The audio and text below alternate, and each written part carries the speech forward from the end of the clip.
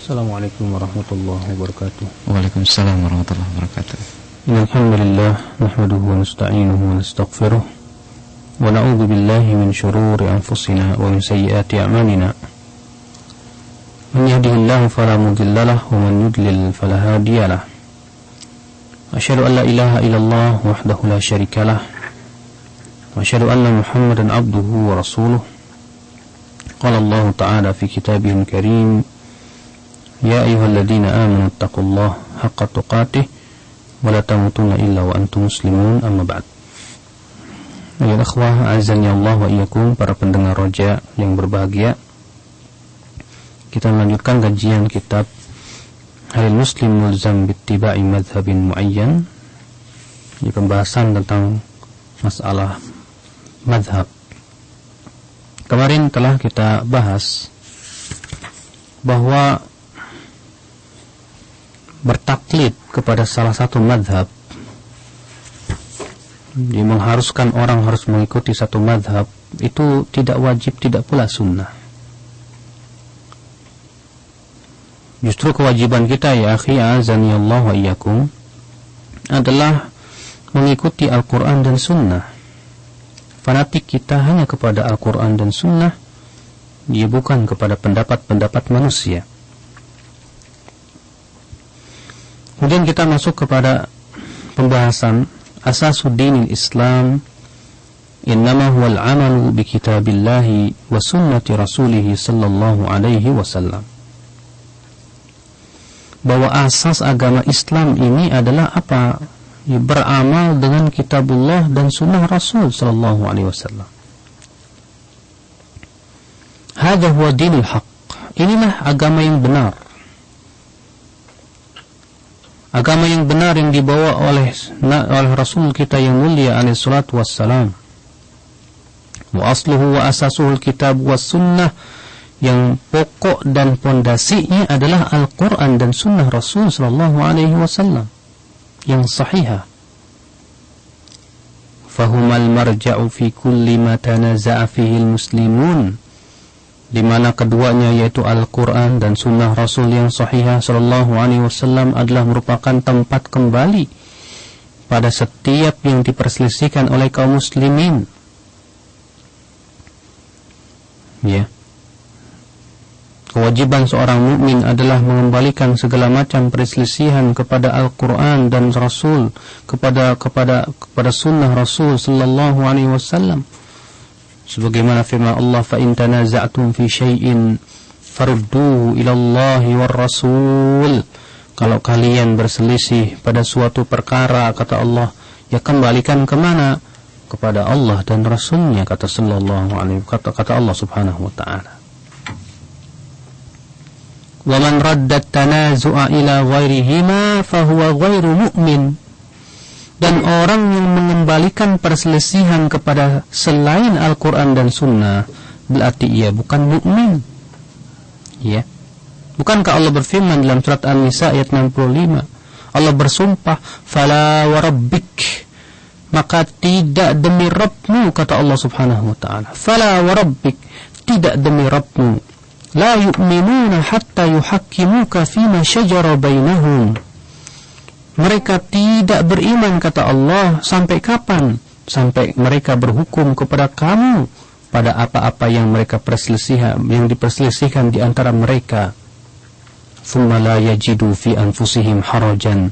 Kemudian mereka tidak mendapati pada diri mereka rasa berat mimma qadaita, dari apa yang engkau telah putuskan. Wa yusallimu taslima, dan mereka yang menyerahkan diri dengan sebenar-benarnya penyerahan.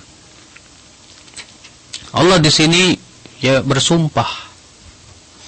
Allah di sini memberikan penekanan dengan penekanan yang sangat kuat sekali. Ya, pertama Allah bersumpah, fala wa rabbik, tidak demi Rabbmu, kata Allah subhanahu wa ta'ala. Kemudian Allah meniadakan keimanan. Allah mengatakan la yu'minun, mereka tidak beriman. Ya. Apakah tidak beriman berarti di sini dia kafir? Tergantung. Bila ia menganggap bahwasanya ada syariat lain selain syariat Islam yang lebih sempurna, maka dia kafir, murtad dari agama Islam. Atau dia menganggap halal, boleh-boleh saja, ya. Tapi kalau dia mengikuti hawa nafsunya dan dia tahu bahwa dirinya berdosa, maka pada waktu itu dia dianggap telah berkurang keimanannya, tidak sempurna lagi keimanannya. La yu'minun, mereka tidak beriman sampai kapan? Hatta yuhakimuk, sampai mereka menjadikan kamu sebagai hukum dalam perkara yang diperselisihkan di antara mereka. Ya, dan itu tidak cukup. Allah Subhanahu wa taala menambahkan, "Tsumma la yajidu fi anfusihim harajan mimma qadaita." Kemudian mereka tidak mendapatkan dalam diri mereka rasa berat, haraj, rasa susah untuk apa dari apa yang telah engkau putuskan. Ternyata Allah tidak cukupkan sampai situ. Allah mengatakan wa yusallimu taslima, dan mereka betul-betul taslim. Ya. Yang pertama berhukum. Yang kedua apa? Ya. Tidak terdapat dalam diri mereka haraj dalam menerima keputusan Rasulullah. Dan yang ketiga yaitu taslim dengan sebenar-benarnya taslim. Walam yakul ahadun minal a'immah ittabi'uni, ya, tidak ada seorang pun ulama-ulama dari 4 mazhab itu ataupun seorang pun imam yang mengatakan begini, ayo ikuti aku fima dhahaba ilaih, terhadap apa yang ia dalam pada pendapat-pendapat atau mazhab-mazhabnya. Enggak ada ya akhi. Imam Malik enggak pernah ngomong kepada murid-muridnya, ya kalian ikuti aku saja. Imam Syafi'i juga tidak, Imam Abu Hanifah tidak, Imam Ahmad tidak, bahkan akhal Islam azani Allah wa iyyakum yang ada adalah kebalikannya. Ya. Sebagaimana nanti akan disebutkan. Bal qalu khudhu min haitsu akhadna. Bahkan para imam-imam itu berkata apa? Ambil dari mana kami mengambil. Ya. Itu yang diajarkan oleh para ulama kita. Tidak pernah mereka mengajarkan fanatik kepada dirinya. Mereka senantiasa mengajarkan fanatik, ya, agar fanatik kepada Al-Qur'an dan sunnah Rasul sallallahu alaihi wasallam. Ala anna hadhihi al-madhahib, lebih-lebih kata beliau, madhab-madhab yang ada sekarang ini, madhab Syafi'iyahnya, ya, madhab Malikiyahnya, demikian pula madhab Hanafiyah, dan demikian pula madhab, ya, Hanabilah, udhifa ilaiha, ditambahkan kepadanya katsirum min afhamil qurunil mutaakhirah. Ya, banyak sekali dari pemahaman-pemahaman para generasi-generasi terakhir yang kemudian dinisbatkan kepada madhab tersebut, yang ternyata ya akhi, pemahaman generasi terakhir itu sangat jauh berbeda dengan ya para imam-imam madhab itu sendiri. Makanya kemudian di sini Syekh Salim, ya, di pentahqiq kitab ini memberikan komentar. Kata beliau begini, innal madhabiyah lam tahmil al-muqallidin ala taqdimi aqwalir rijal wa ara'ihim ala sarihil Qur'an wa sahihis sunnati fahasb. Sesungguhnya ya fenomena madhab, ya, fanatik madhab itu tidak hanya membawa orang-orang yang taklid untuk lebih mendahulukan pendapat, ya, ulama-ulama mereka di atas Al-Quran dan Sunnah yang sahih saja. Bal innaha anisathumul aqwalus sahihah allati nataqa ansathum al-aqwalus sahihah al-aqwalas sahihah allati nataqa bihal a'immatu rahimahullah. Jadi bukan cuma mereka itu fanatik berat sama ulama-ulama mereka, ya, lebih mendahulukan pendapat ulama daripada Quran dan Sunnah yang sahih, bahkan malah melupakan mereka kepada pendapat-pendapat yang sahih yang diucapkan oleh imam-imam mereka. Waqtafu bi aqwalil mutaakhirin, yang mereka lebih mencukupkan dengan perkataan-perkataan ulama-ulama mutaakhirin yang terakhir-terakhir, allati dhannu annaha madzahibul a'immah, yang kemudian disangka bahwa itulah mazhabnya pendapat Imam Syafi'i, min ghairi tamyizin wala bahthin, tanpa dipilah, tanpa dipilih, dan tanpa pula ya dibahas kembali. Ya, terkadang ya kita dapati dinisbatkan kepada mazhab Syafi'i, ternyata Imam Syafi'i jauh sekali. Ya. Tidak pernah melakukan seperti itu. Ya, seperti misalnya adzan adzan 2 kali di hari Jumat. Ya, Imam Syafi'i mengatakan akrahu dzalik. Aku tidak suka itu. Demikian pula masalah yang berhubungan dengan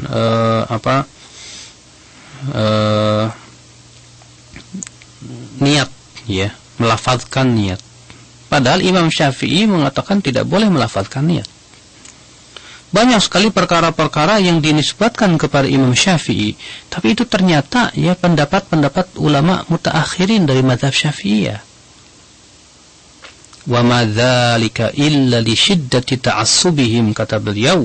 Yang demikian itu terjadi karena apa? Saking angotnya tuh fanatik mereka itu.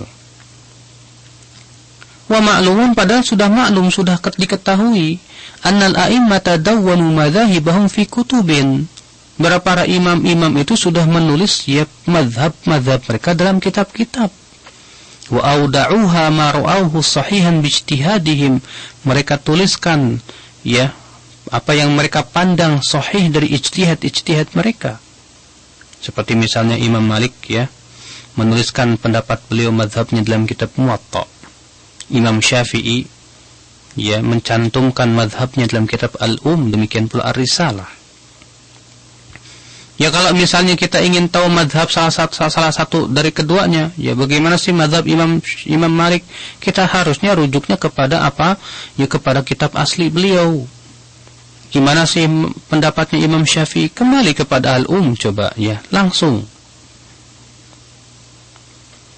Ikhwatul Islam a'azani Allah wa iyyakum. Katsiran ma yu'za ila al-Imam Malik wal Imam Syafi'i wal Imam Abi Hanifah rahimahumullah ma lam yuftu bihi qawlan aw amalan. Sering kali kata beliau dinisbatkan kepada Imam Malik, Imam Syafi'i, Imam Abu Hanifah sesuatu yang mereka sendiri tidak pernah berfatwa dengannya, baik perkataan maupun amalan. Tapi aneh kemudian dinisbatkan bahwa ini loh yang mazhabnya Syafi'i, padahal Imam Syafi'i tidak demikian berkata. Ya.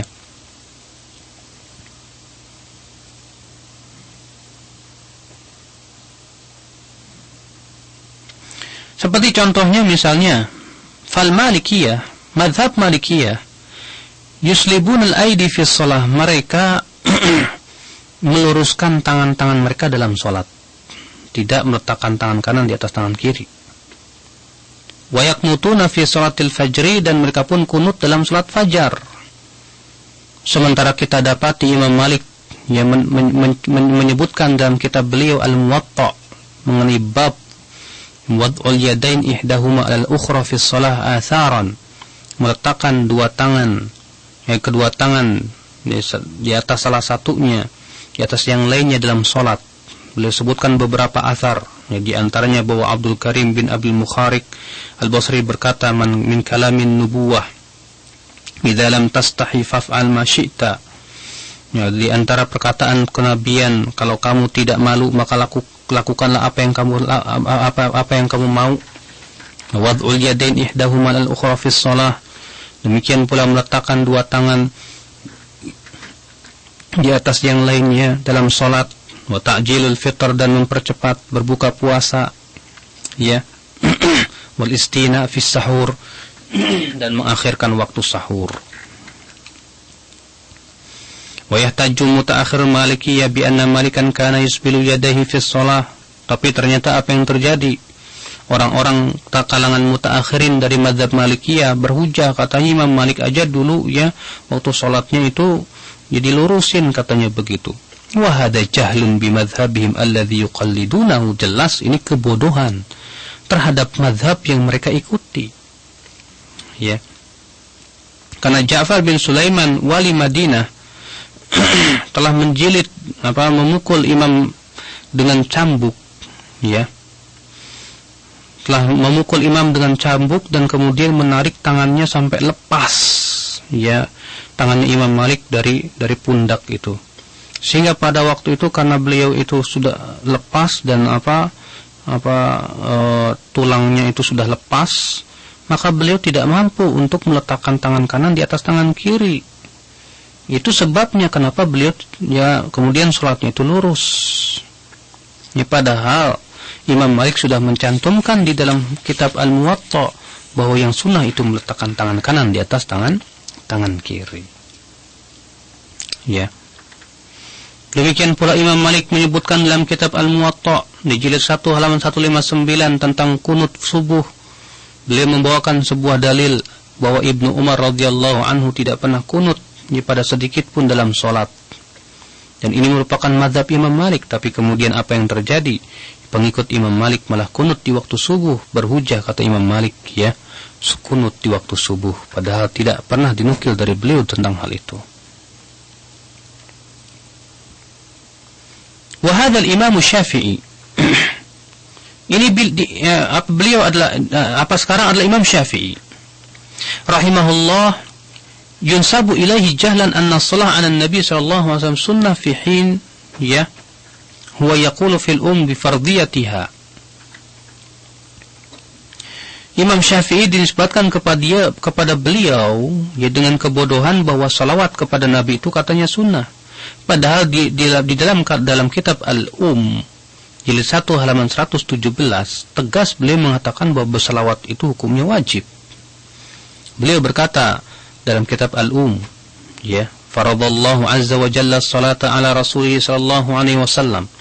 Allah mewajibkan kepada rasulnya untuk bersalawat kepada rasulnya sallallahu alaihi wasallam. Allah berfirman, innallaha malaikatahu yusalluna 'alan nabi ya ayyuhalladzina amanu sallu alaihi wa sallimu taslima. Sesungguhnya Allah dan malaikatnya bersalawat kepada nabi. Hai orang-orang yang beriman, bersalawatlah kepadanya dan ucapkanlah taslim kepadanya. Falam yakun fardhu sholati alaihi fi mawdhi'in awla minhu fi shalah.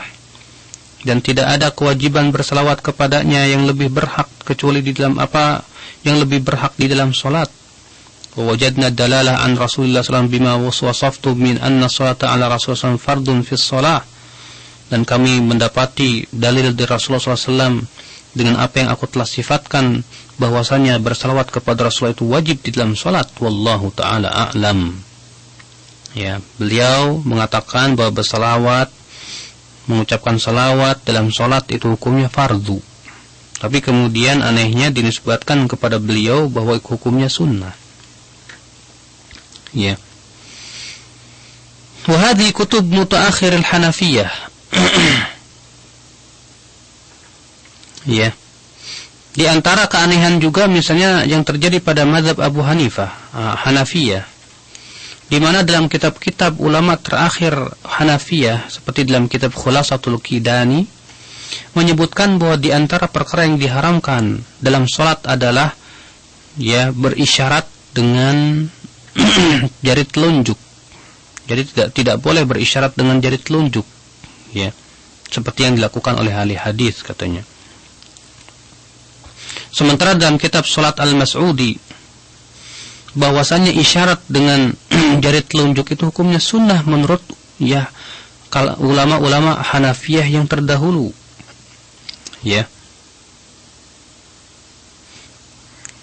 Akan tetapi katanya hanya karena itu dilakukan orang-orang Syiah dan Rafidhah, maka kemudian ditinggalkan oleh karangan mutaakhir dari ahli sunnah sehingga menjadi mansukh menurut mereka. Demikian pula telah didapati dalam kitab Fathul Qadir oleh Ibnu Humam, dan di mana beliau ini termasuk ulama-ulama besar mazhab Hanafiyah, disebutkan bahwasanya isyarat itu hukumnya sunnah. Dan orang yang mengatakan bahwa berisyarat dalam salat itu dengan jari telunjuk itu katanya tidak sunnah, maka ini jelas bertentangan dengan riwayat-riwayat yang menyebutkan bahwasanya Abu Hanifah itu menyatakan itu sunnah. Bahkan murid daripada Abu Hanifah sendiri seperti Muhammad bin Al-Hasan Asy-Syaibani telah menukil dalam Muwatta'nya bahwa itu adalah sunnah.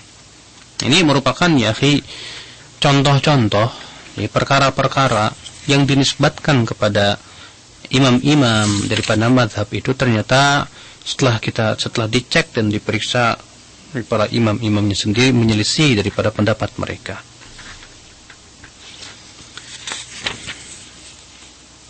Kemudian beliau melanjutkan, yaitu penulis kitab ini, wa fiha katsirun minal ghalat. Juga banyak kesalahan, kata beliau, dalam menisbatkan kepada mazhab daripada ulama-ulama tersebut. Wal masail al-iftiradiyah, demikian pula masalah-masalah yang merupakan teka-teki, ya, setiap perkara yang tidak pernah terjadi dibahas. Allati la ra'aha ahadun minal a'immah alladzina nusibat ila madhhabihim latabarra'u minha wa mimman qalaha, yang kalaulah para imam-imam madhab itu melihatnya, ya, tentu mereka akan berlepas diri darinya. Akhal Islam, a'azani Allah wa iyyakum. Maka ini kenyataan yang ada pada kaum muslimin, terutama, ya, mereka yang mempelajari kitab-kitab mazhab Syafi'iyah dari ulama-ulama kalangan mutaakhirin, yang sering kali, ya, mereka itu menggunakan kitab Fathul Mu'in, As-Safinatun Najah, demikian pula I'anatul Talibin.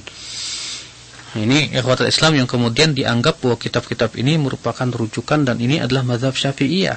Padahal kewajiban kita kalau kita ingin mengatakan bahwa ini mazhab Syafi'i, harus kita lihat kepada kitabnya langsung, rujuk kepada kitabnya langsung, itu dalam kitab Al-Um.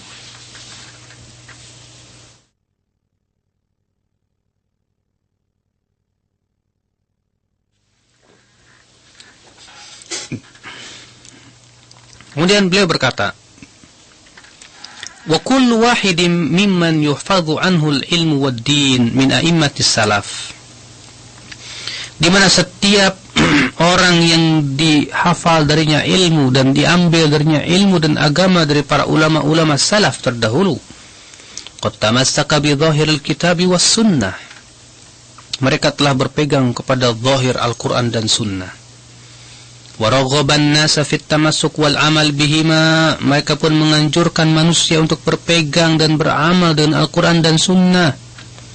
Kama sabata anil Imam Abi Hanifah, demikian sebagaimana itu telah sahih yang nukilannya dari Abu Hanifah, demikian pula Imam Malik, Imam Syafi'i, Imam Ahmad, Sufyan al-Thawri, Sufyan ibn Uyainah, Al-Hasan al-Basri, Abu Yusuf, Ya'qub al-Qadhi, demikian pula Muhammad bin Hasan al-Syaibani, Abdurrahman al-Auza'i, Abdullah ibn Mubarak, demikian pula Imam Bukhari, Muslim, dan yang lainnya.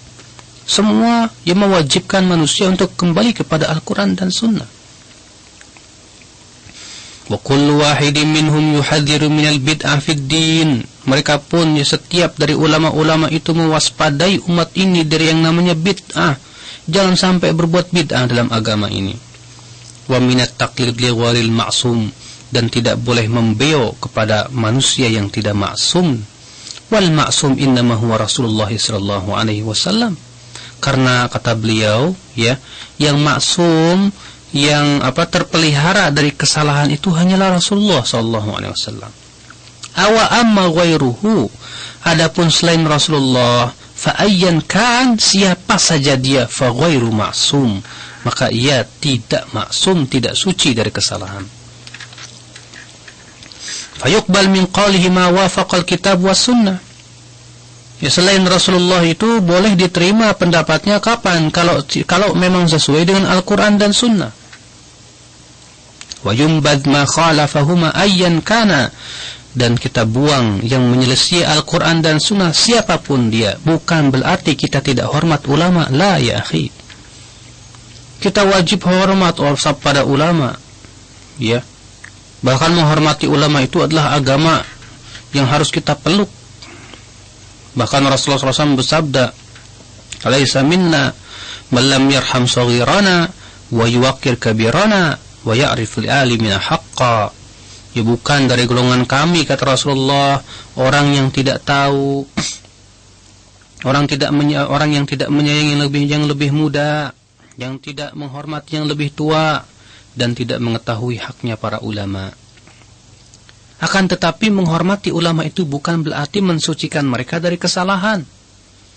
Ya, tetap kita mengikuti mereka untuk memahami Al-Quran dan Sunnah.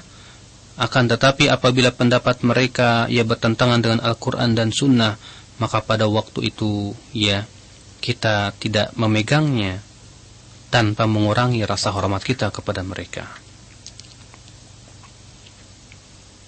Kama qala Imam Malik berkata, kullun nas yu'khadh minhu wa yu'khadh alaih. Setiap manusia itu bisa diambil pendapatnya dan bisa dibuang illa sahibu hadzal qabr, ya, kecuali pemilik kuburan ini yaitu Rasulullah sallallahu alaihi wasallam. Imam Malik mengatakan bahwa pendapat yang namanya pendapat selain Rasulullah itu bisa diambil, bisa dibuang sesuai dengan apa? Ya, apakah sesuai dengan Al-Quran dan Sunnah atau tidak.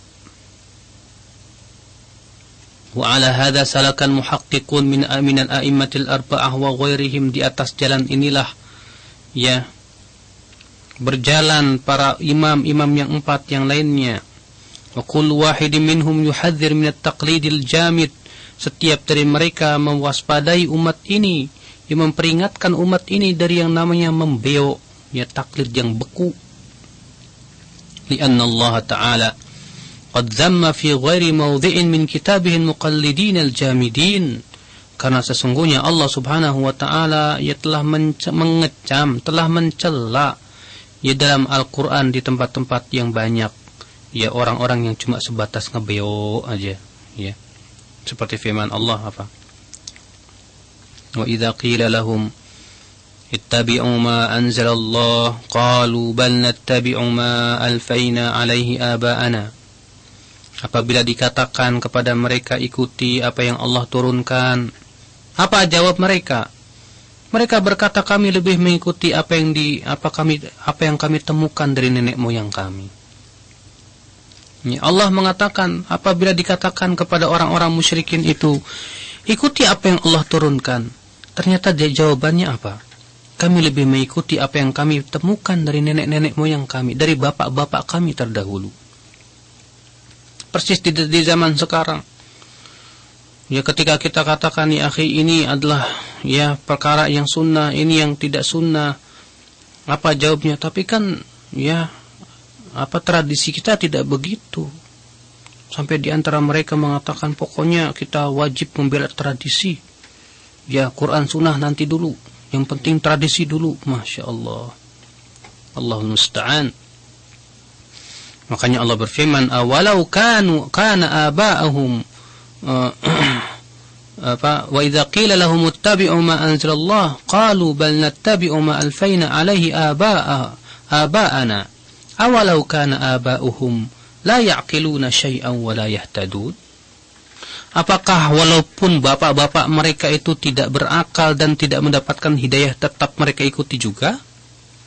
Walaupun apa yang mereka temukan dari nenek moyang mereka yang dianggap tradisi itu ternyata tidak berdasarkan dalil, ya, bahkan terkadang tidak masuk di akal, tetap diikuti juga. Ikhwatul Islam, a'azani Allah wa iyyakum. Wa ma kafara ghalibu man kafara minal awwalin wal akhirin. Ya, tidaklah kafir kebanyakan orang-orang kafir dari kalangan terdahulu maupun terakhir illa bit taqlidi lil ahbari war ruhban wal masyayikh wal aba, kecuali karena mereka taklid membeo kepada pendeta-pendeta, rahib-rahib mereka, demikian pula nenek-nenek moyang dan kiai-kiai mereka itu. Coba lihat, ya akhi, ya, orang-orang Nasrani begitu sangat fanatiknya kepada perkataan pendeta mereka. Ya. Demikian pula orang-orang musyrikin begitu sangat fanatiknya, taklid buta, yang membeo kepada nenek-nenek moyang mereka. Ikhwatul Islam, a'azani Allah wa iyyakum. Makanya agama kita bukan agama yang sebatas membeo. Agama kita mewajibkan hanya kembali kepada Al-Quran dan Sunnah Rasul sallallahu alaihi wasallam. Karena itu yang diperintahkan oleh Allah Subhanahu wa Ta'ala. Wa qad thabata 'anil Imam Abi Hanifah wa Malik wa Syafi'i wa Ahmad wa ghairihim rahimahullah, dan telah sahih, ya, penukilan dari Abu Hanifah, Malik, Syafi'i dan Ahmad, ya, dan juga yang lainnya, bahwa mereka berkata, la yahillu li ahadin an yuftiya bi kalamina Au ya'khudha biqaulina ma lam ya'rif min aina akhadnah. Ya, kata mereka, tidak halal seorang pun berfatwa dengan pendapat kami atau mengambil pendapat kami selama ia tidak mengetahui dari mana kami mengambilnya. Ya, semua mengatakan demikian, tidak halal. Tidak boleh seorang pun mengambil pendapat kami kalau ia tidak tahu dalilnya apa. Ya.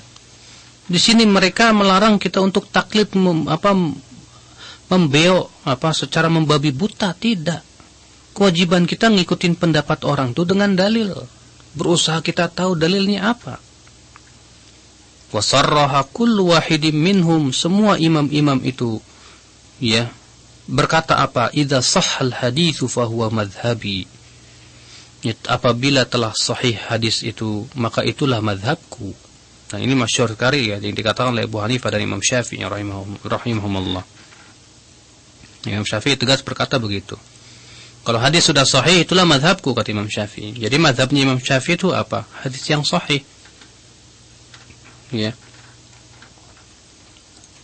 Mereka juga para imam itu berkata, idza qultu qaulan, kalau aku berpendapat dengan suatu pendapat, fa'riduhu ala kitabillahi wa sunnati rasulih, maka tampakkanlah kepada Al-Quran dan sunnah Rasulnya. Fa in wafaqahuma faqbaluh, kalau ternyata sesuai, silahkan diterima. Wa ma khalafahuma, kalau ternyata tidak sesuai, farudduh, maka ya tolaklah. Wadribu biqauli ardal haid, dan buang ya pendapatku itu ke tembok, kata Imam Syafi'i rahimahullah. Ya. Ikhwatul Islam a'azani Allah wa iyyakum. Demikian para imam mengajarkan kepada pengikut-pengikutnya supaya hanya fanatik kepada Allah dan Rasulnya. Ya, apabila kata Imam Syafi'i, kita menemukan pendapat beliau yang bertentangan dengan Al-Quran dan Sunnah, maka kewajiban kita kembali kepada Al-Quran dan Sunnah dan menolak pendapat beliau tersebut tanpa mengurangi hormat kita kepada Imam Syafi'i rahimahullah. Ya, beliau sebagai imam mujtahid, kalau beliau benar dapat 2 pahala, kalau beliau salah beliau dapat 1 pahala. Sebagaimana sabda Rasulullah, idza ijtahadal hakim fa asaba falahu ajran wa idza ijtahada fa akhta'a falahu ajrun wahid. Ya, apabila hakim berijtihad kemudian benar dapat 2 pahala, kalau berijtihad kemudian salah maka dia dapat 1 pahala. Adapun pengikut-pengikutnya, kita yang mengikuti pendapat Imam Syafi'i, kalau kita tahu salah, tidak boleh kita kemudian sengaja mengikutinya. Nanti juga kita kan dapat 1 pahala. Yang dapat 1 pahala itu yang mujtahidnya. Adapun kitanya, kalau jelas tahu itu salah, kewajiban kita tidak boleh memegangnya. Ya. Walakin lil alfu asf, akan tetapi sayang 1000 sayang, kata beliau, minal muqallidin al mutaakhirin, dari kalangan orang-orang yang membeok, ya, dari orang-orang terakhir. Wal muallifin alladzina sawwadu ad-dafatir, demikian pula para penulis yang telah memenuhi daftar-daftar, ya, buku-buku. Wa qad dhannahumun nas annahum ulama mujtahidun ma'sumun, yang dikira oleh manusia bahwa mereka itu ulama yang mujtahid, yang bebas dari kesalahan, katanya. Fahum qad alzamun nasa taqlida wahidin minal a'immatil arba'ah wa madhahibahumul ma'rufah. Ya. Mereka telah mewajibkan kepada manusia untuk taklid kepada salah satu daripada imam yang 4 itu. Padahal madhab mereka wa madhahibuhum, ya, sudah diketahui, mereka tidak pernah mewajibkan untuk untuk taklid. فبعد الالتزام حضروا الأخذ والعمل بقول غيره كأنهم جعلوه نبيا مطاعا. Nah, setelah mereka berpegang kepada satu madhab, ya, mereka mewanti-wanti jangan sampai mengambil pendapat yang lainnya, seakan-akan mereka menjadikan pendapat imamnya sebagai nabi yang harus ditaati. Ya laitahum ya'maluna biqaulil a'immati anfusihim, andai kalau mereka itu mengamalkan perkataan perintah imam-imam mereka sendiri yang melarang untuk taklid. Walakin la ya'rifu aktsaruhum min qaulil iman al-matbu'i lal ism, akan tetapi kata beliau, kebanyakan mereka tidak mengetahui dari perkataan imam yang ia diikuti kecuali nama saja. Ya.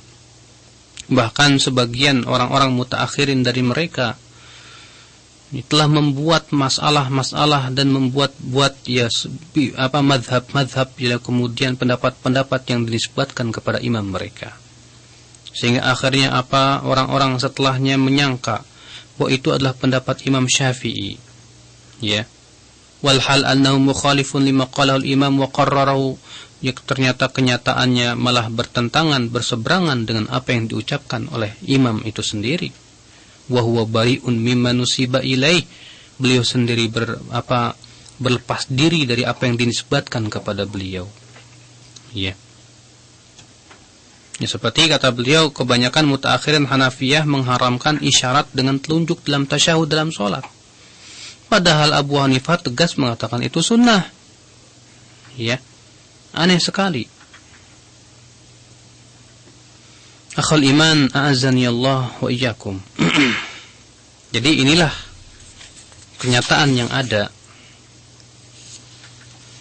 di mana orang-orang yang menisbatkan diri kepada madhab, yang kemudian mereka mengamalkan sebuah amalan-amalan yang ternyata itu bukan sama sekali dari madhab Syafi'iyah atau dari madhab Hanafiyah, dari madhab Hanafi.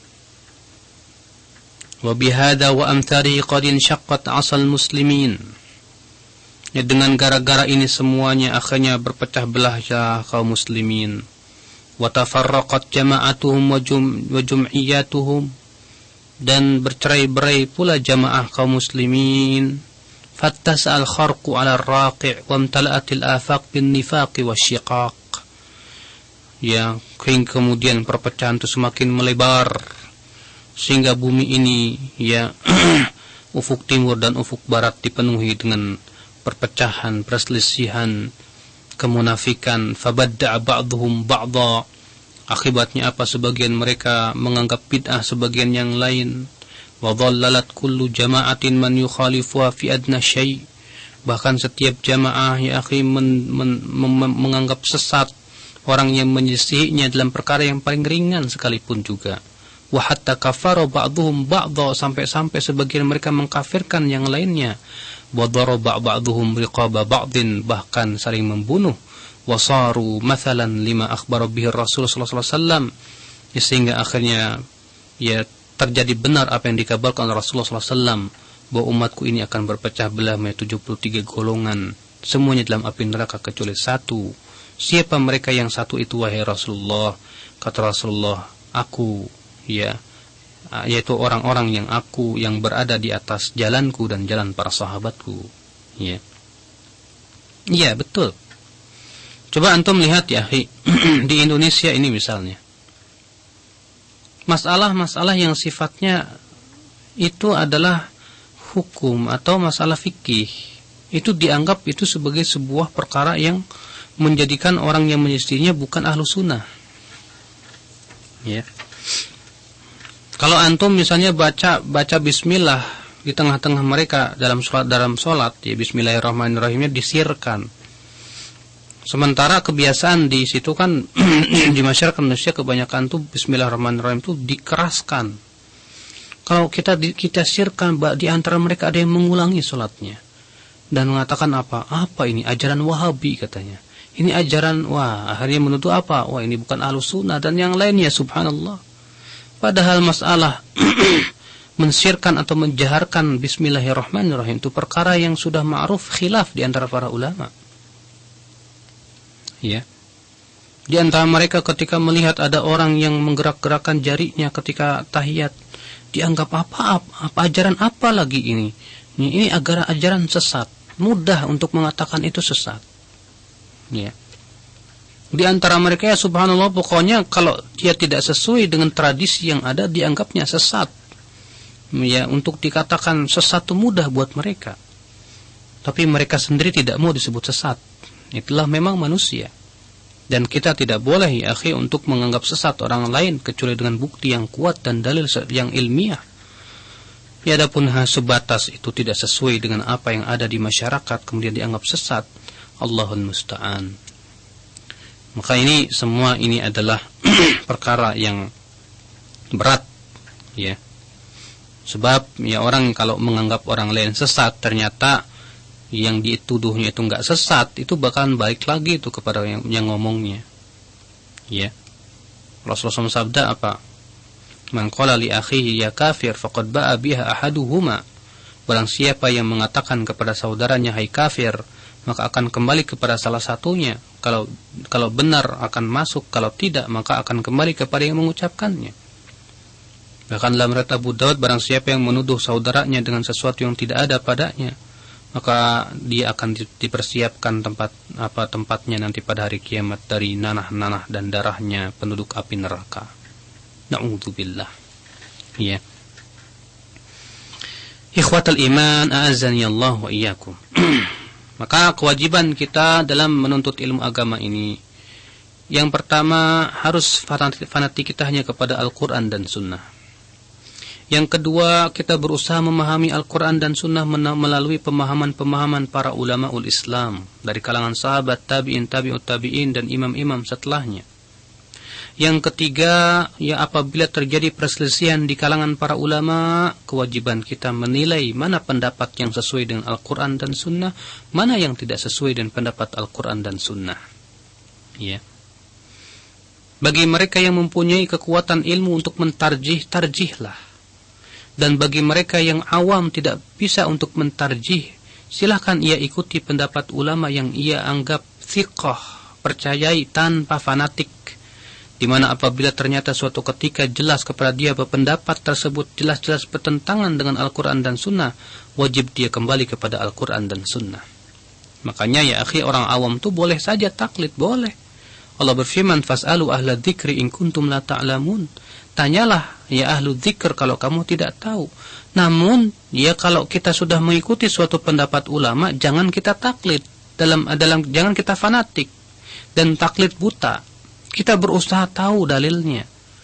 Ya ketika kita mengetahui mengikuti pendapat ulama, tanya, ya tolong kalau bisa jelaskan Ustadz dalilnya supaya hati saya tenang. Sebab kita beragama itu harus dengan dalil. Kalau cuma sebatas pendapat itu tidak menghasilkan ilmu sama sekali, ya akhi, azani Allah wa iyyakum. Ya. Maka ketika kita mengikuti pendapat seorang ulama, ya, maka kita tidak boleh fanatik dalam artian tetap kita mengamalkan ya selama itu yang kita ketahui. Tapi kalau misalnya suatu ketika telah sampai kepada kita dalil pendapat lain yang lebih kuat, kewajiban kita kembali kepada pendapat yang lebih kuat. Ya, bukan kemudian ya ketika disampaikan kepada dalil mengatakan bisa jadi ya kiai saya punya dalil yang kamu nggak tahu, masya Allah. Ya, padahal kita katakan bisa jadi juga nggak tahu, ya nggak kayak kiai kamu nggak punya dalil. Yang namanya bisa jadi ya namanya juga bisa jadi. Bisa jadi iya, bisa jadi enggak. Ada dua sisi saja. Ya, ada pada dua sisi. Ya, jelas taklid seperti ini tidak menghasilkan ilmu. Padahal kewajiban kita dalam beragama itu harus di atas ilmu, ya akhi. Dan taklid itu para ulama bersepakat taklid bukan ilmu sama sekali. Ya ini, ikhwatul Islam. Ya semoga yang sedikit ini semakin pula memberikan kepada kita pengertian yang benar bagaimana tata cara kita beragama. Dan bahwasannya mewajibkan seseorang untuk mengikuti salah satu mazhab ini bukan wajib, bukan pula sunnah, bahkan ini bertentangan dengan pendapat-pendapat ya ulama itu sendiri dan bertentangan dengan Al-Quran dan Sunnah yang mewajibkan kita untuk kembali kepada Al-Quran dan Sunnah tatkala ada ya perselisihan di antara mereka. Nah, baik. Ikhwatul Islam, para pendengar Radio Roja, azanillahu iyyakum. Setelah tadi kita menyimak sesi materi, untuk selanjutnya kita buka sesi tanya jawab. Seperti biasa, bagi Anda yang mau bertanya melalui line telepon 8236543 atau pesan singkat di 088887631110, atau juga bisa melalui email atau chatting bagi Anda yang menyimak melalui radio streaming. Kita angkat terlebih dahulu Ustaz satu kasus yang dialami oleh rekan-rekan kita yang dikirim melalui email Ustaz. Iya. Ya. Assalamualaikum warahmatullahi wabarakatuh. Ustaz, ada suatu kejadian yang nyata yang kami alami di sebuah masjid, yaitu setelah muadzin selesai mengumandangkan iqamah untuk sholat subuh, imam masjid berdiri lalu menunjuk beberapa ikhwan dan mengatakan, si fulan, dan si fulan jangan sholat berjamaah dengan kami, ya, tanpa disertai alasan dan sebabnya. Kami telah mendapat informasi dari ketua RT setempat tentang alasan imam tersebut mengatakan hal itu. Pertama, kami tidak mengikuti zikir berjamaah. Kemudian kedua, tata cara sholat kami berbeda dengan masyarakat. Kemudian ketiga, khawatir kami dapat mempengaruhi ibadah jamaahnya, ya. Dan terakhir, kami tidak mau sholat rawatib di masjid, ya. Padahal kadang kala kita sholat rawatib juga di masjid. Nah, yang telah kami lakukan adalah kami melaporkan hal tersebut ke aparat setempat, yaitu ketua RT, ketua RW, karena kami memandang cara tersebut yang paling sesuai dengan keadaan lingkungan di situ. Kemudian karena mengingat imam masjid tersebut sulit untuk diajak berargumentasi, dan apabila diberikan dalil pun tidak akan bisa terpengaruh dan menggubrisnya. Yang kami tanyakan, bagaimanakah hukum dari perbuatan imam masjid tersebut dengan melarang orang lain untuk ikut sholat berjamaah? Kemudian yang kedua, bagaimana pula di dalam menyikapi hal tersebut? Apakah dalam hal ini perbuatan kami untuk melaporkan hal ini kepada aparat setempat dibenarkan? Demikian pertanyaan kami dari Abu Evi, jazakallah khairan. Jelas ya, yang dilakukan oleh imam tersebut sebuah kesalahan yang sangat fatal sekali. Tatkala ia melarang orang lain untuk sholat berjamaah, bagaimana ia melarang sesuatu yang diperintahkan oleh Allah Subhanahu wa Ta'ala untuk berjamaah? Kemudian hanya karena sebatas ia tidak mau mengikuti adat istiadat yang ada di situ, ya. Padahal ikhwatul Islam sudah dijelaskan dan sering kali dijelaskan bahwa seharusnya mereka tatkala menghadapi permasalahan seperti itu untuk memeriksa dengan teliti kembali, ya. Jangan cepat untuk menuduh, wah ini kok enggak ikut, ini kok enggak begini, enggak, kenapa ya? Seharusnya mereka berpikir sejenak dan kemudian ya mencari, melihat dalam kitab-kitab ya fikih para imam apa dalilnya, ya.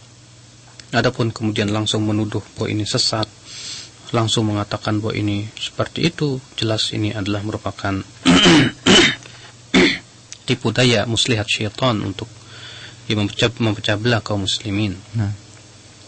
Dan yang antum lakukan tadi sudah cukup bagus, ya. Antum ya, ceritakan hal itu kepada ketua RT, ketua RW, bahwa kami juga ingin sholat berjamaah di masjid karena itu yang diwajibkan oleh Allah dan Rasulnya. Ada apa kok kami kemudian dilarang untuk sholat di situ? Iya. Adapun masalah kami tidak mau mengikuti zikir berjamaah, bukankah Allah Subhanahu wa Ta'ala ya telah memberikan kepada kita ini ajaran-ajaran dalam Al-Quran dan telah menuangkan ajarannya dalam Al-Quran dan Sunnah Rasul Sallallahu Alaihi Wasallam. Ya, seharusnya kalau mereka mengatakan hormati pendapat mereka, mereka pun juga harusnya bisa menghormati pendapat kami dong. Iya. Jangan hanya sebatas pendapat mereka menyuruh menghormati pendapat mereka, sementara mereka tidak menghormati pendapat kami. Ya, kalau mereka mau terbuka, seharusnya silahkan berdiskusi secara ramah tamah. Ya, siapa di antara kita di atas dalil? Sampaikan saja demikian kepada para RT dan RW bahwa agama kita ini adalah bukan agama yang hanya sebatas nenek moyang atau tradisi, tapi ini adalah berasal dari Al-Quran dan Sunnah Rasul Sallallahu Alaihi Wasallam. Sebutkan pendapat-pendapat dan perkataan-perkataan ulama, ya, dan sebutkan hujah-hujahnya kepada ketua RT dan RW itu agar mereka paham. Nah, ya, berikutnya kita angkat pertanyaan dari penelpon. Assalamualaikum. Iya, silakan Ibu. Saya mau menanyakan ini, Ustaz, bagaimana sejarah timbulnya mazhab itu ya? Mazhab ya? Mazhab ya. Iya. Itu karena imam-imam itu tidak pernah mengajak mazhab mereka ya. Itu aja. Assalamualaikum warahmatullahi wabarakatuh. Waalaikumsalam warahmatullahi wabarakatuh. Terima kasih Ibu. Ya, memang imam-imam itu tidak pernah mewajibkan pengikutnya untuk ikut pendapat mereka. Ya, munculnya itu karena adanya murid-murid mereka yang begitu sangat fanatik.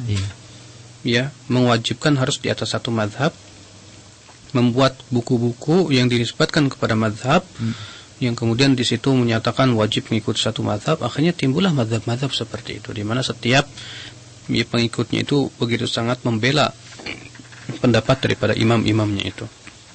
Muncul seperti itu. Iya. Nah, ini ikhwatul Islam.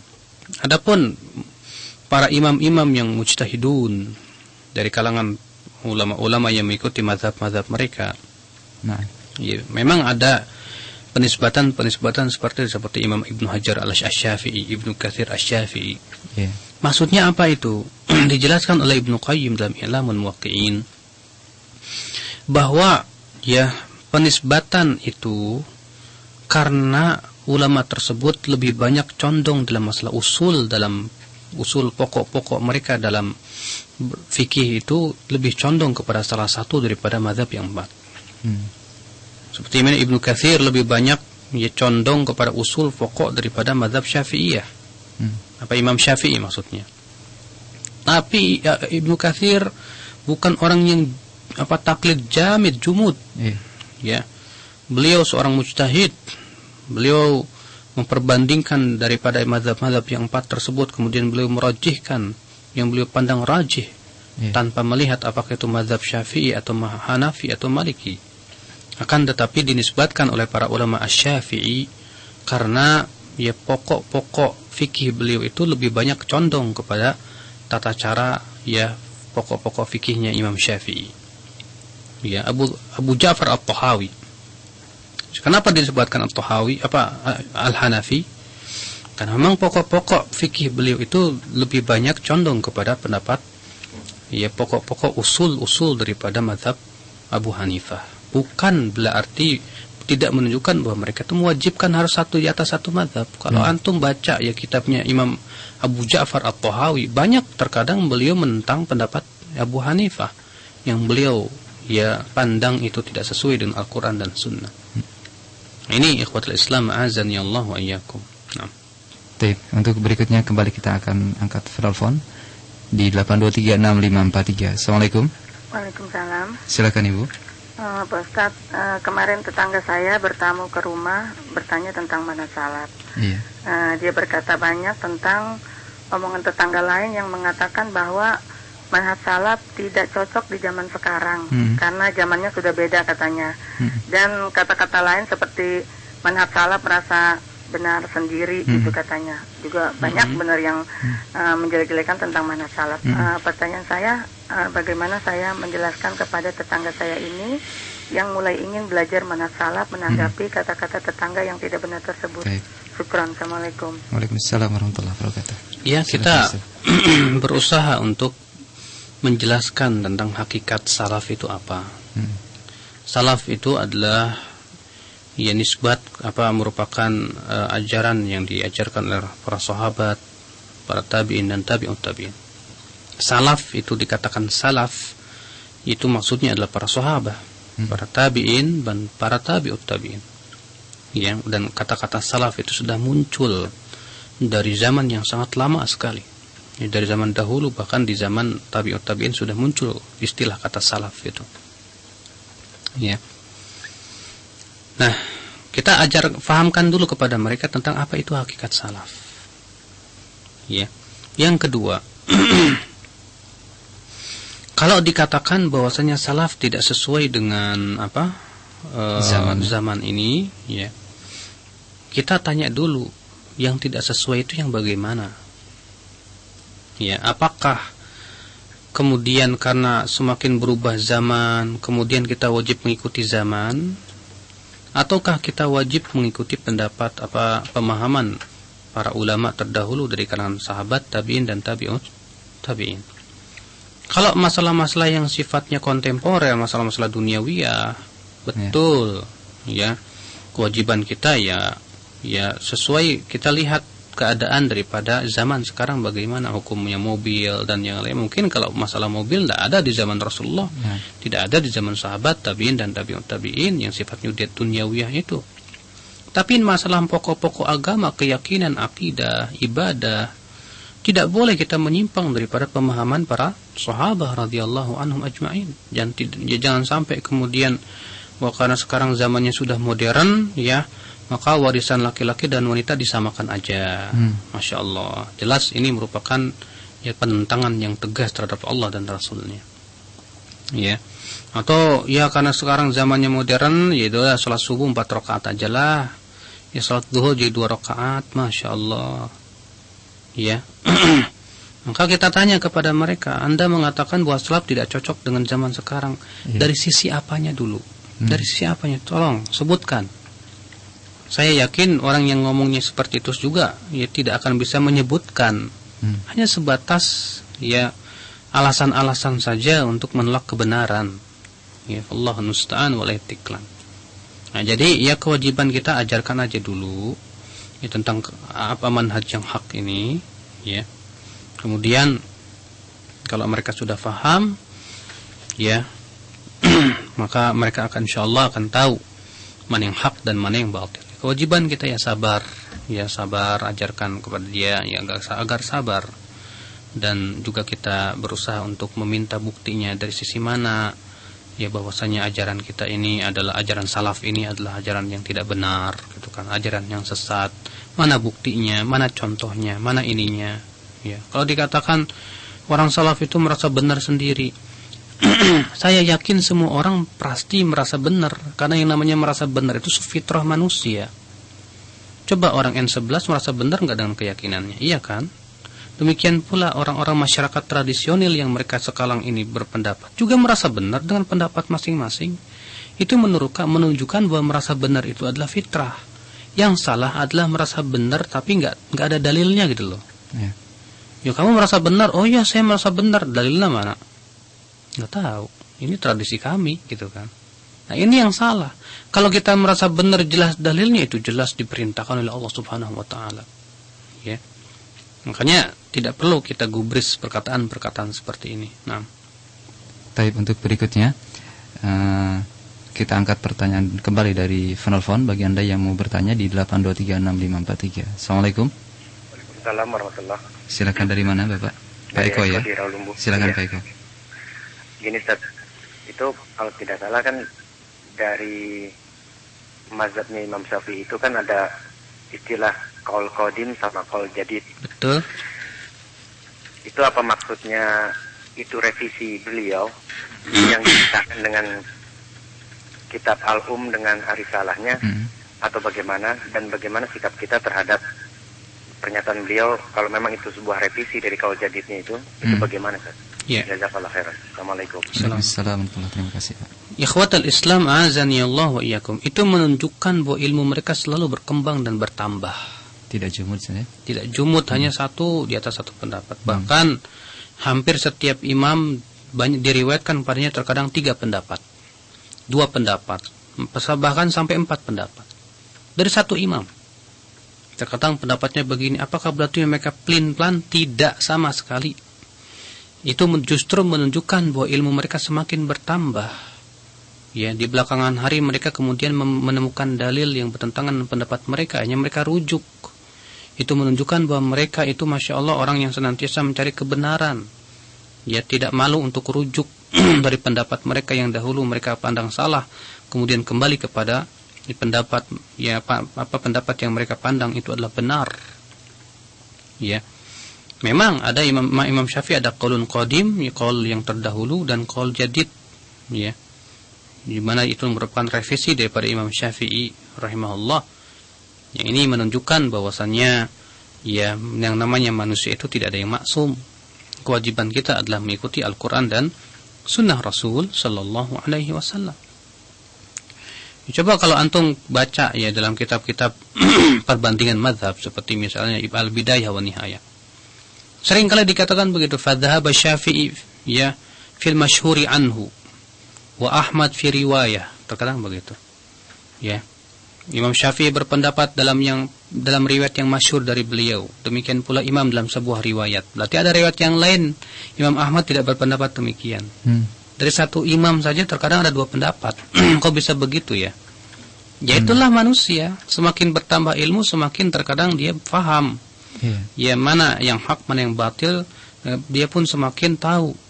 Ya, adapun kemudian ada orang dari kecil sampai gede nggak berubah-ubah pendapatnya, itu menunjukkan ilmunya nggak berkembang.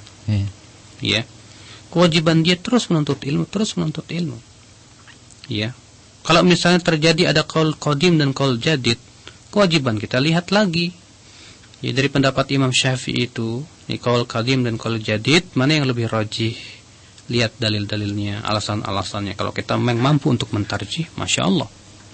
Ya. Lihat juga pendapat-pendapat mazhab yang lainnya, apa dalilnya. Kemudian kita tarjih sesuai dengan yang kita pandang itu adalah kuat. Naam. Taib. Untuk berikutnya dari pesan singkat. Ustadz, barakallahu fiik, bolehkah bagi kami untuk belajar mengaji atau membaca Al-Quran dengan saling mengoreksi dan membacanya secara bergantian, Ustadz? Bagaimana hukumnya? Kalau memang antum memang termasuk orang yang faham betul tentang tajwid, nggak jadi masalah. Tapi kalau misalnya kita sama-sama teman antum nggak faham tajwid, kita juga nggak paham tajwid, saling mengoreksi, apa yang terjadi dikoreksinya salah terus. Bagaimana kita akan saling mengoreksi sementara kita sendiri bukan orang ahlinya? Kewajiban antum baca Quran itu kepada yang ahli. Coba dengerin Pak, antum kan sudah faham tentang tajwid dan ilmu tajwid dan betul-betul menguasai. Ya, tolong koreksi bacaan saya ini. Itu yang benar. Adapun kemudian saling mengoreksi, padahal ya orang yang saling mengoreksi itu sendiri ternyata bukan orang-orang yang faham tentang ilmu tajwid. Ya, seperti misalnya ada sebuah anekdot lucu, ya. Imamnya orang Mesir, ya, makmumnya orang Afrika.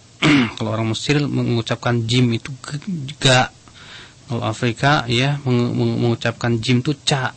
Idza ga, ditegur sama makmumnya, salah. Idza ca, dua-duanya salah. Nah, ya, berikutnya kita angkat kembali dari pesan singkat. Ustadz, benarkah Imam Syafi'i dalam hal kunut subuh berpendapat sebagai amalan yang sunnah, Ustadz? Lalu manakah yang rajih dalam hal ini? Yang rajih bahwa kunut subuh itu ya tidak terus-menerus. Bahwasanya Rasulullah SAW kunut itu yang ada dalam hadis-hadis yang menyebutkan Rasulullah kunut itu kunut nazilah, selama sebulan lamanya kemudian berhenti. Ya. Maka ya kunut subuh itu tidak disunnahkan sama sekali atas pendapat yang rajih. Ya, demikian pula dikuatkan oleh hadis Abu Malik ketika ditanya oleh anaknya, "Hai ayahku, apakah engkau sholat di belakang Rasulullah, Abu Bakar, Umar, Utsman, dan Ali, apakah mereka kunut subuh?" Kata Abu Malik, "Hai anakku, itu semua diada-adakan." Maka ya yang rajih wallahu alam itu tidak disunahkan untuk kunut subuh terus-menerus. Nah. Baik, kita angkat kembali dari penelpon. Assalamualaikum. Halo. Ya, terputus. Kami persilakan bagi Anda yang mau bertanya melalui line telepon di nomor telepon 8236543. Kita angkat kembali. Halo, assalamualaikum. Waalaikumsalam warahmatullahi wabarakatuh. Ya, dari mana Bapak? Dari Pak Sumiarjo di Komplek Marinir Depok. Ya, silakan Bapak. Mau nanya itu soal kunut juga ini. Iya, silakan Pak. Nah, sementara imam tidak kunut, tapi memberi waktu untuk makmumnya kunut sendiri gitu, gimana? Mohon pendapat. Assalamualaikum warahmatullahi wabarakatuh. Kewajiban imam adalah beramal sesuai yang dia anggap rajih. Kalau dia menganggap rajih bahwa kunut subuh itu tidak sunnah, maka tidak perlu dia berhenti sejenak untuk memberikan kesempatan yang makmumnya untuk kunut. Tidak perlu. Ya, kewajiban dia adalah beramal sesuai dengan yang ia pandang rajih. Kalau ia menganggap itu tidak sunnah, maka jangan kunut. Dan itu yang memang pendapat yang rajih, ya. Tidak perlu berhenti sebentar, kecuali kalau memang kita berdiri lama itu untuk mengucapkan doa i'tidal, ya. Untuk mengucapkan doa i'tidal, ada terkadang doa i'tidal yang lama itu, sami Allahu liman rabbana lakal hamdu mil'as samawat wa mil'al ardi wa mil'a ma syi'ta min syai'in ba'd ya ahlu tsana wal majd ahaqqu ma qala al 'abd wa kulluna lana 'abdun Allahumma la mani'a lima a'tait wa la mu'tiya lima mana'at wa la yanfa'u dzal jaddi minkal jadd. Ya. Adapun kemudian kita diam sejenak memberikan kesempatan makmum untuk ini, diamnya itu ada nggak dalilnya? Ini kan butuh dalil masalahnya. Ya, karena ibadah itu mabnaha, kewajiban kita ibadah itu adalah sesuai dengan dalil dari Al-Quran dan Sunnah. Maka tentu menjadi pertanyaan buat kita, Anda diam memberikan kesempatan, mana dalilnya? Bukankah ibadah itu harus sesuai dengan dalil dari Al-Quran dan Sunnah? Ya, jangan sampai kemudian kita membuat ibadah baru menurut ra'yu kita itu baik. Karena kebaikan itu adalah yang dipandang oleh Allah dan Rasulnya baik, bukan menurut ra'yu kita baik. Karena ya bisa jadi menurut kita baik, ternyata menurut Allah tidak baik. Wa asa an takrahu syai'an wa huwa khairul lakum, wa asa an tuhibbu syai'an wa huwa syarrul lakum, wallahu ya'lamu antum la ta'lamun. Ya, boleh jadi kamu tidak suka kepada sesuatu, ternyata itu baik buat kamu, kata Allah. Dan boleh jadi kamu suka kepada sesuatu, ternyata itu tidak baik buat kamu, dan Allah yang tahu, kamu tidak tahu. Nah. Baik, untuk berikutnya kita angkat pertanyaan dari chatting dari Ibu Meli di Jepang. Ustadz, Assalamualaikum warahmatullahi wabarakatuh. Apakah benar bahwasannya bertawasul kepada Rasulullah SAW dibenarkan setelah wafatnya, dan hal ini atau pendapat ini dibenarkan juga oleh para imam yang 4? Tidak ada satupun mazhab yang 4 yang membenarkan pendapat tawassul, bolehnya bertawasul kepada Rasulullah setelah meninggal.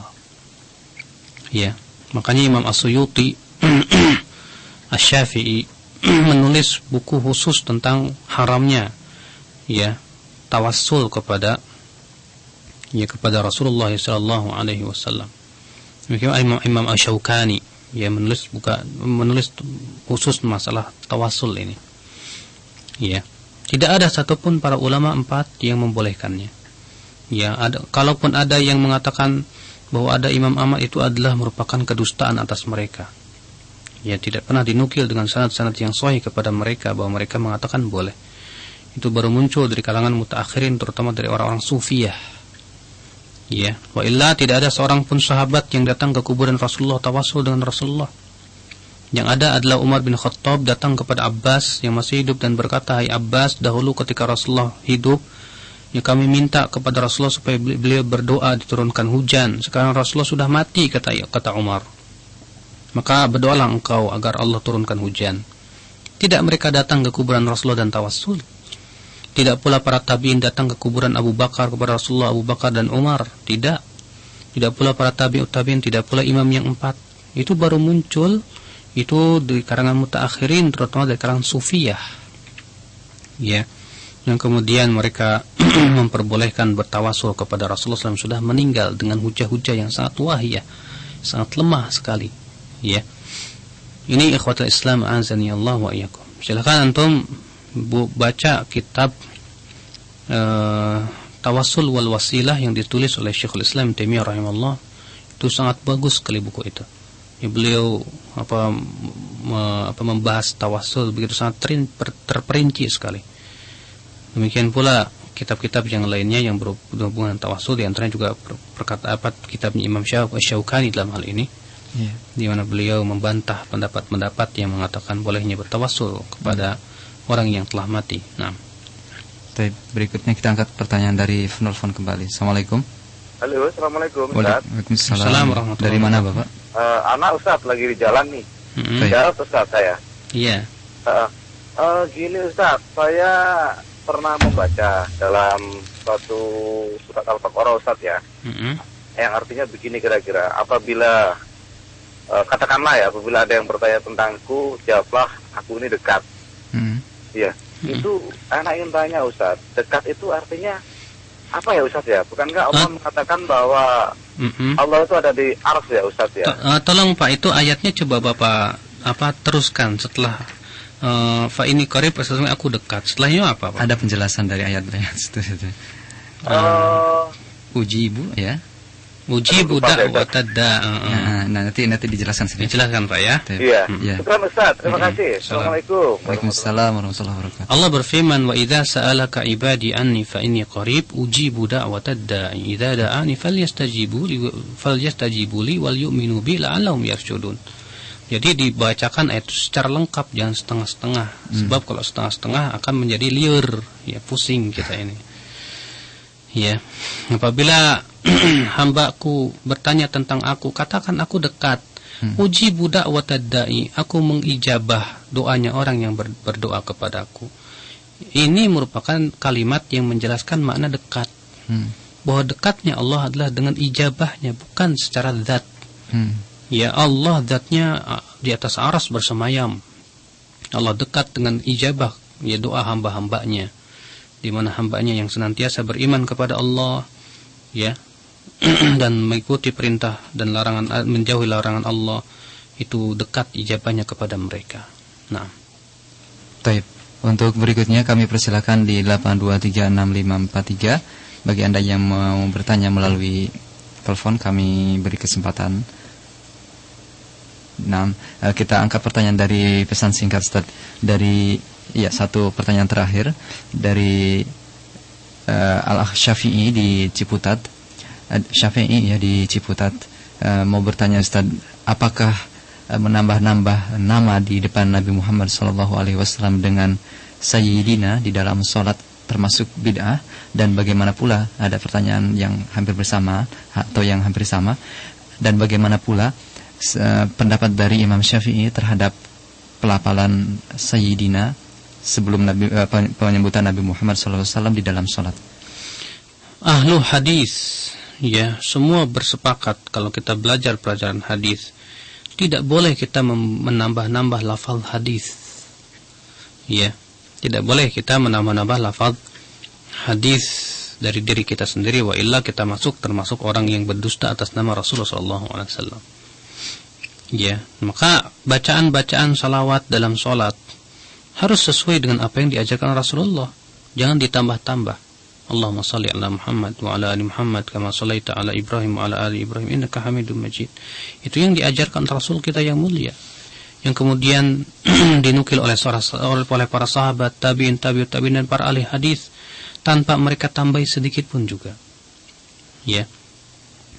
Makanya ikhwatul Islam, ya, apabila kita menambahkan kata-kata sayyiduna di dalam tahiyat itu, ya, telah kita jatuh kepada beberapa kesalahan. Kesalahan yang pertama, ya, kita berdusta atas nama Rasulullah. Kenapa? Karena tidak pernah dinukil dari Rasulullah ada ucapan tambahan seperti itu. Ya.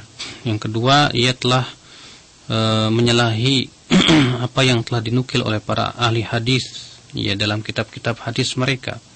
Coba antum rujuk, ya, kepada Sahih Bukhari. Tidak pernah Imam Bukhari menambahkan di situ. Tidak pula Imam Muslim menambahkan di situ. Ya. Ya, ini kemudian yang ketiga adalah perkara yang diada-adakan, yang tidak pernah diajarkan oleh Rasulullah, tidak pula para sahabat tabi'in dan tabi'ut tabi'in, di mana ditambah-tambahkan hal itu di dalam lafaz-lafaz yang telah Rasulullah SAW bakukan dan Rasulullah telah sampaikan kepada umatnya ini. Nah, ini ikhwatul Islam azani Allah. Wa illa, kalau memang di luar sholat, kalau kita katakan, ya, ketika Rasulullah mengatakan, ketika kita menyebutkan Nabi kita Muhammad SAW, kita katakan Sayyiduna Muhammad, pada asalnya boleh saja, ya.